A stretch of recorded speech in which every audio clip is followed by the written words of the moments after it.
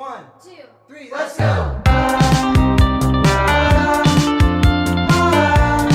Hey guys, welcome back to my channel. So for today's video, I'm gonna be doing a little like girl talk video. I feel like I'm always vlogging, which is super cool. Like I love that, I know you guys love that, but I never really get to like sit down and just like talk.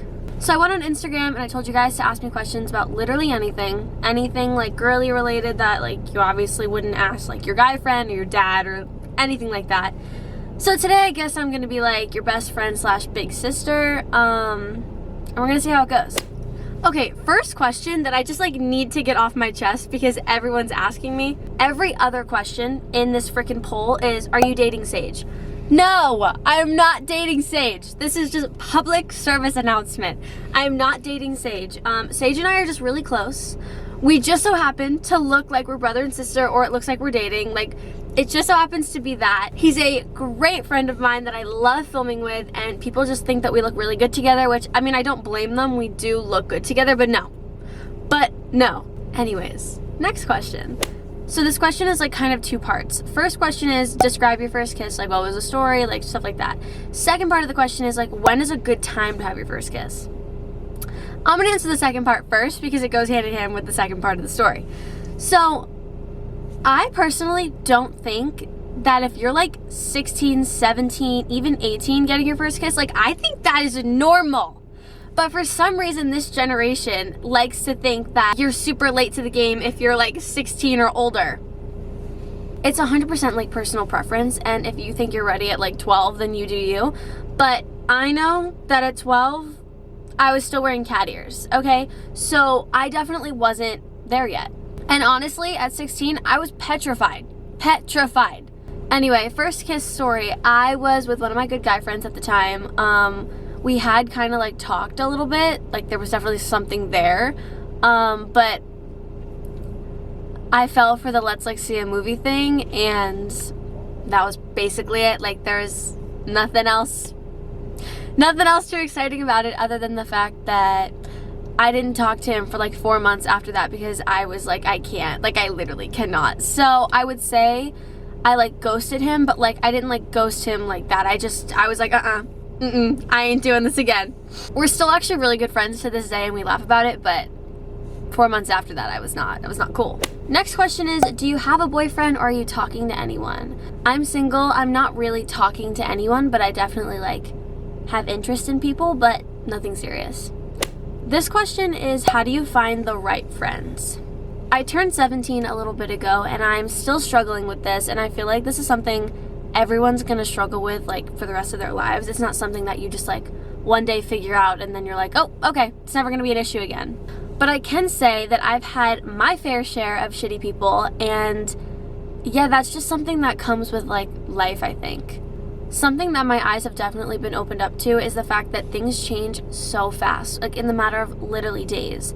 And what I mean by that is like, you could be perfectly fine with like your friend, your best friend, your boyfriend, like whatever it is, and literally the next day, like it could be over. Like you guys could have a falling out, you guys could disagree on something and it be bigger than it needs to be. Like, you just honestly don't know. And I feel like I have a very small circle, especially for people that I see all the time and like talk to on the daily. Like there's like 3 people. Because my circle is so small, I keep my friends so close to me to the point where they're literally family. So when I lose a friend like that, it hurts just as much as a breakup would. Still learning how to deal with that, but I'm also still learning how to find the right people. Not everyone's gonna stay in your life forever, but right now I'm so happy and content with the people of my life that I get to smile with them every day and like do fun things.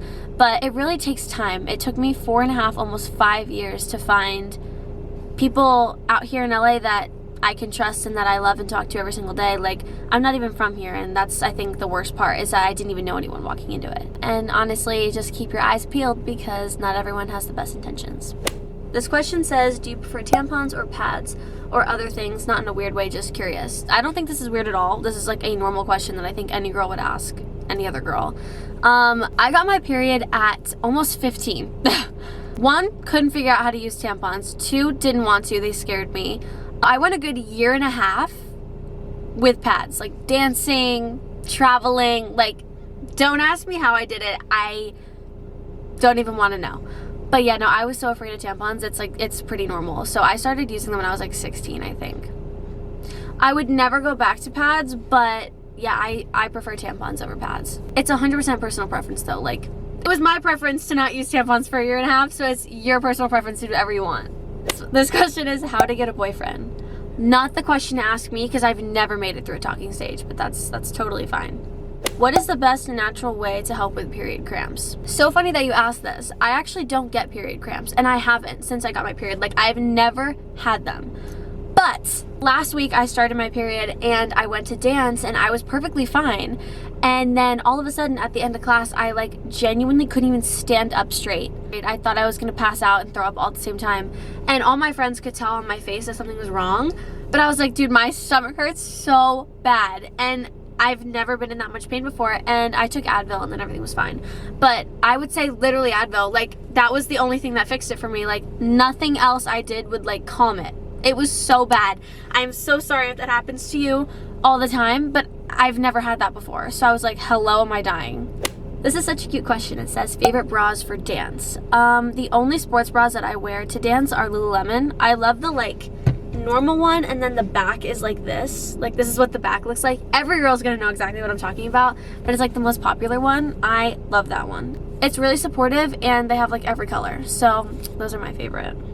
Okay, last question is, what is the hardest part about being 17? If you're older than 17, you're gonna know what I'm talking about, but if you're younger than 17, I don't think you're gonna understand.